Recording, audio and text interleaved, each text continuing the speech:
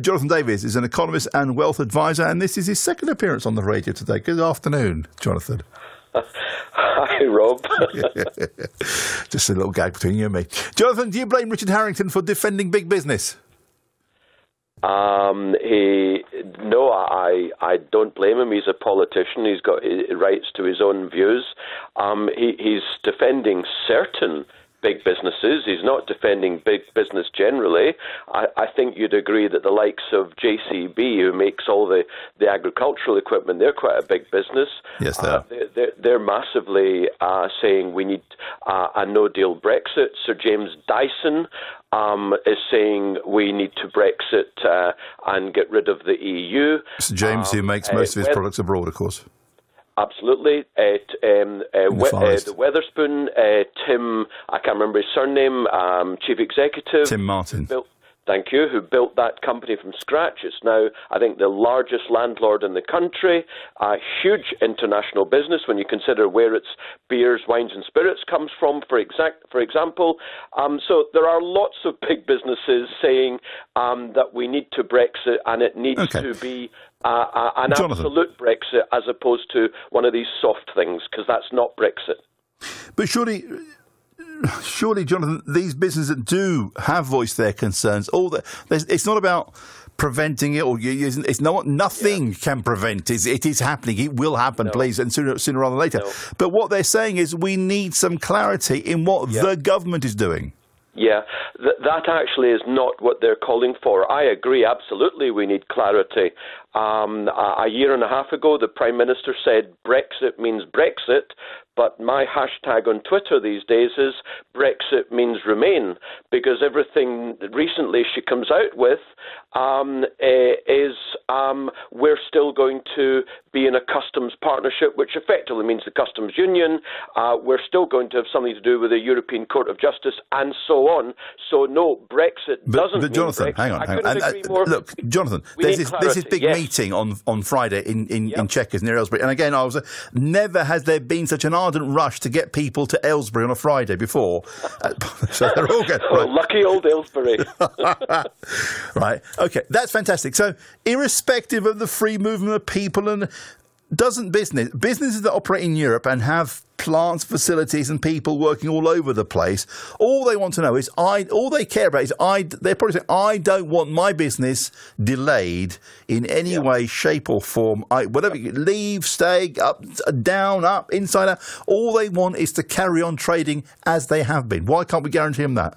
Yeah, I wish we could, and we certainly should, but Theresa May and her colleagues are Remainers, so that's no doubt the reason why they're doing everything they can to keep us in the EU, even though the name may be different. And again, I go back to these big businesses that you mention.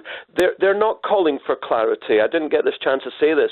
They're calling for a new referendum. They're calling to stay in the EU, in the customs union, the customs partnership, the single market. They're not calling for clarity, and that is absolutely undemocratic, because 17.4 million people voted just over 2 years ago to Brexit, and the card said we will be leaving the single market and we will implement your decision. But it didn't explain what would happen.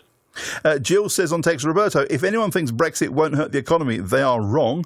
My sister is moving with the family to Holland from a City of London job over Brexit for at least 3 years.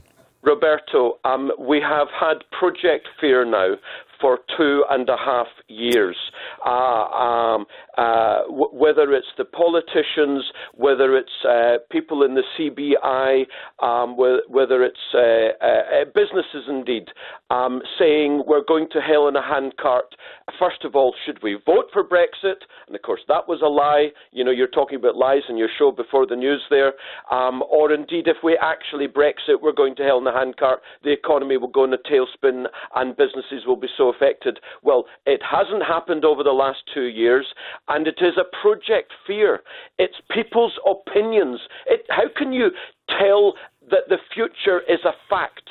Nobody knows the future. It's not a fact. Jonathan, if everything is if on Brexit everything is so hunky dory, how come allegedly Mr. Rees-Mogg has moved his hedge fund to Dublin?